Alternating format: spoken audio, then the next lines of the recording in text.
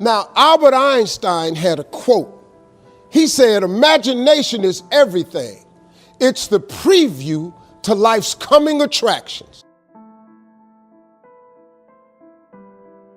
This is important information. The biggest thing that always troubled me was my imagination, because it was so big when I was a kid. You know, I grew up poor, but I was always imagining stuff. You know, my mama, once a month, would buy a travel magazine at the grocery store. My father used to be so pissed off. Bill, why we spending this money? Cause we were poor. She said, Slick, we ain't got no money to take this boy nowhere. But if he can look in these magazines, maybe one day, it'll cause him to want to travel. I've been to so many countries around the world because of that magazine. I just wanted to go see stuff. My mama had enough sense to plant that seed in me.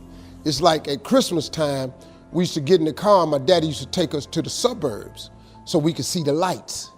And you know, we just drove around the lights, and I was amazed at the suburbs because I would see these big houses with horseshoe driveways where you drove in and came out the other side. So I told my daddy one time we was riding, I said, Daddy, why don't we get one of them houses? He said, boy, I ain't got no money for that, but that's what I'm bringing you out here for. She said, one day you'll be able to get one of them houses. Let me explain something to you. Because of that right there, I've probably had in my lifetime now about 11 homes. I got 4 now in different states. Every house I own got a horseshoe driveway on it. When they was living, they told me one time, they was sitting up watching TV. My daddy looked at my mama and said, Bill, he called my mama Bill, he said, can you believe that this little boy we had on TV? She said, Slick, I can't believe this.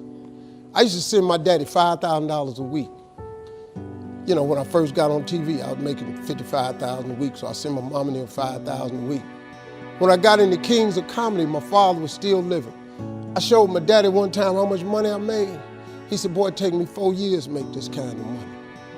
So I was able to give them something with my life. So before my mom and them left this world, I could give them something. I bought them everything, man, houses, cars, furniture. I bought them everything I could think of. I tried.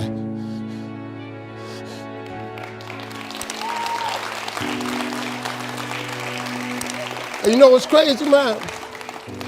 I'm 62 years old. I still want them. Be proud of me.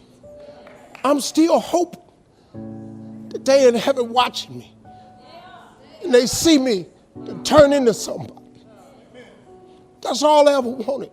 It was in my imagination to take care of them. You just got to believe that. You just got to believe, man. Don't ever give up.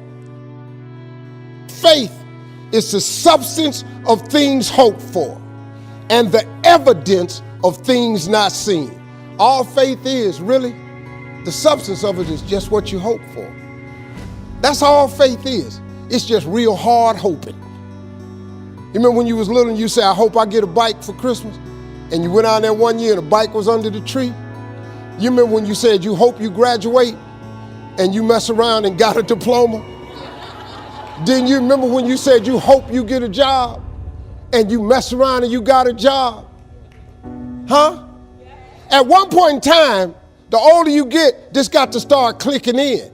That faith is really the substance of things hoped for. That if you hope hard enough, one day you ought to get smart and turn all that hoping into belief. And what is belief? Nothing but faith. And what is faith? Faith is a belief in things that you cannot see. See, this what the part you got to get. The evidence of things not seen. Remember I told you that imagination is everything? It's the preview to life's coming attraction. Man, do you know, now let me tell you the problem with your imagination. Problem with your imagination is you tell it to the wrong people. If you want to kill a big dream, tell it to a small-minded person.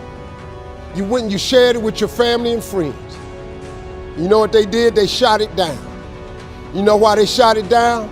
Because they couldn't see it. See, your mom and them, your cousin them, your friends, they don't know. See, you gotta be careful when you share your imagination with small-minded people. Nobody else can see your imagination but you.